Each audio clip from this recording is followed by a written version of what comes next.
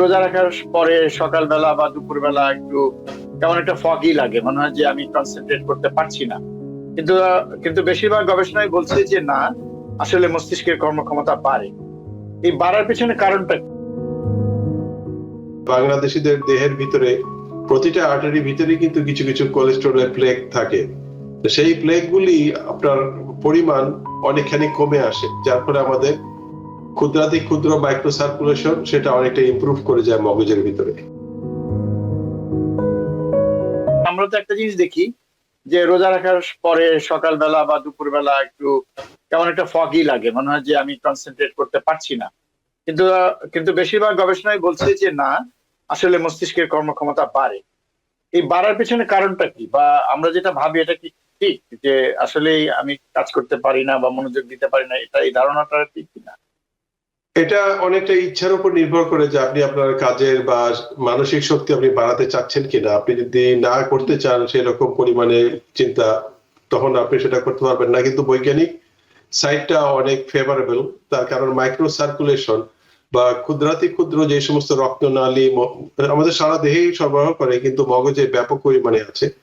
আর আমাদের বাংলাদেশীদের দেহের ভিতরে প্রতিটা আর্টারির ভিতরে কিন্তু কিছু কিছু কোলেস্টেরলের প্লেগ থাকে। তো সেই প্লেগ গুলি আপনার পরিমাণ অনেকখানি কমে আসে, যার ফলে আমাদের ক্ষুদ্রাতি ক্ষুদ্র মাইক্রো সার্কুলেশন সেটা অনেকটা ইমপ্রুভ করে যায় মগজের ভিতরে।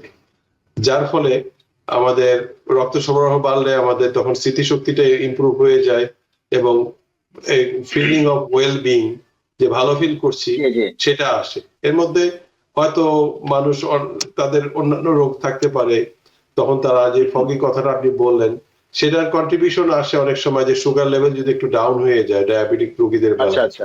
তো সেক্ষেত্রে আবার ডায়াবেটিসের ওষুধ যদি আপনি অ্যাডজাস্ট করেন কিছুটা, পরিমাণটা যদি একটু কমানো হয়, তাহলে আপনার সেই সুগার লো হওয়ার কারণে যে আপনার একটু দুর্বলতা বা সেটা আপনি অ্যাডজাস্ট করতে পারবেন। তো এই জন্যই কিন্তু ডায়াবেটিক রোগীদেরকে আপনার সুগার মাপার জন্য যন্ত্রপাতি দেওয়া হয় এবং এই ব্যাপারে প্রশিক্ষণ দেওয়া হয়।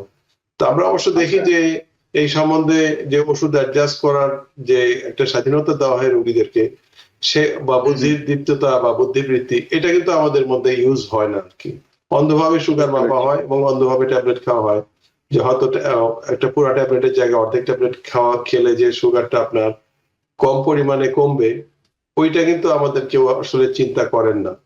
বা আমাদের হয়তো পারিবারিক সাপোর্ট ওইরকম থাকে না, যে পরিবারে যে ইয়াং যে মানুষটা আছে সে হয়তো বয়স্ক লোকটাকে একটু হেল্প করে দিবে, ওইটা কিন্তু হয় না। বা একবার বুঝিয়ে দিলে হয়তো ধরে ফেলতে পারবে, সেটা হয় না। যার ফলে আমরা ঠিক একই ডোজে হয়তো অনেক সময় ওষুধ খেয়ে যাই, এবং দেখা গেলো যে দুপুরবেলা যে খাওয়ার কথা ছিল সেই খাওয়াটা হলো না, কিন্তু ইনসুলিন ঠিকই আপনার 40 ইউনিট ইনসুলিন নিয়ে বাস সে মানুষ অনেক টায়ার্ড হয়ে গেলেন। তারপরে একটা নাটকীয় মুহূর্ত আসলো, তারপরে রোজা ভাঙ্গা হলো। তো এই ব্যাপারে আমাদের হয়তো স্বাস্থ্য শিক্ষাটা মানে আরেকটু উন্নত করা উচিত।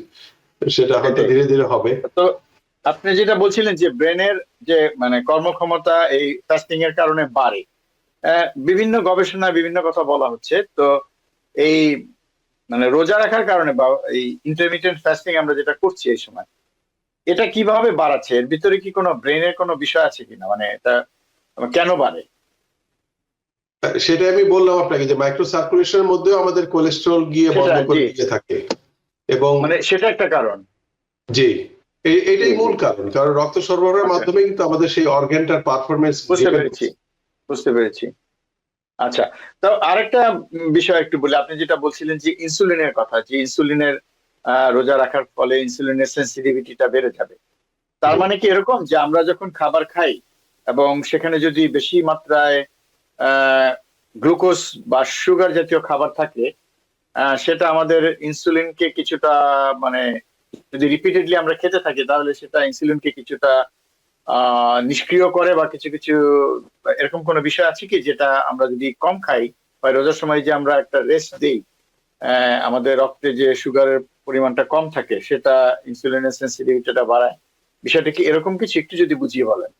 জি, ইনসুলিন সেনসিটিভিটি বলতে বোঝায় যে ইনসুলিনটা একটা হরমোন হিসাবে আমাদের প্যানক্রিয়াস নামে যে একটা গ্ল্যান্ড আছে পেটের জি। মধ্যখানে, স্টমাকের পাশে, সেই হরমোনটার সাথে বডির যে কানেকশন, এই কানেকশনটা হলো ইনসুলিন সেনসিটিভিটি।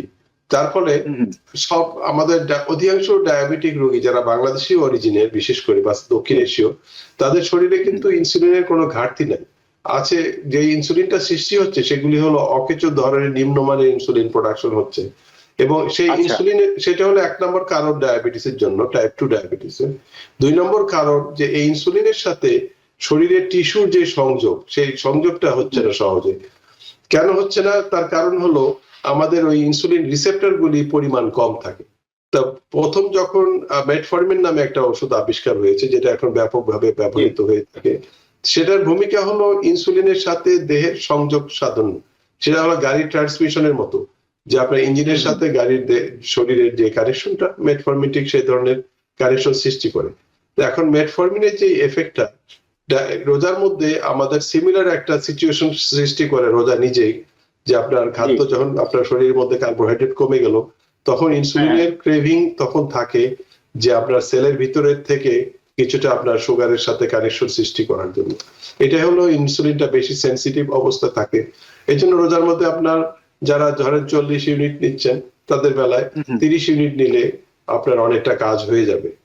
2 কারণে, যে আমার কার্বোহাইড্রেটের পরিমাণ কমলো, আর 2 নম্বর হলো যে ইনসুলিন সেনসিটিভিটিটা আপনার বেড়ে গেল, যে ইনসুলিনটা অনেক বেশি সেনসিটিভ হলো। এটাতে একটা উপকার আছে যে ইনসুলিন কিন্তু একটা নিরীহ প্রোডাক্ট না দেহের ভিতরে, যদিও এটা সুগার কমিয়ে আমাদেরকে ডায়াবেটিসের থেকে রক্ষা করার চেষ্টা করে, কিন্তু এটার প্রধান সাইড এফেক্ট হলো হাই ব্লাড প্রেশার সৃষ্টি করা। এই জন্য ডায়াবেটিসের রোগী অধিকাংশ শতকরা 90-95% কিন্তু হাই ব্লাড প্রেশার রোগে ভুগে থাকেন। সেটা তার মানে 2টা রোগী কিন্তু একটা রোগেরই একটা কারণ থেকে আসছে, ইনসুলিনের যে সাইড এফেক্ট শরীরের মধ্যে নিম্নমানের এবং অকেজো ইনসুলিনের প্রোডাকশনের কারণে রক্তনালীর সংকোচন হচ্ছে, যার ফলে ব্লাড প্রেশার বেড়ে যাচ্ছে। তো সেই জিনিসটাকে কমাবার চেষ্টা করছে রোজার মাধ্যমে। আপনার যখন খাদ্য নিয়ন্ত্রণ বা রোজা ছাড়া যখন আপনারা মানুষ যখন কম খায়, তখন সেটা আপনার ইনসুলিনটা বেটার, কম পরিমাণে ইনসুলিন বেশি এফিশিয়েন্টলি কাজ করছে। নিউ ইয়র্ক থেকে সম্প্রচারিত TVN 24 টেলিভিশন বিশ্বজুড়ে বাঙালির কণ্ঠস্বর।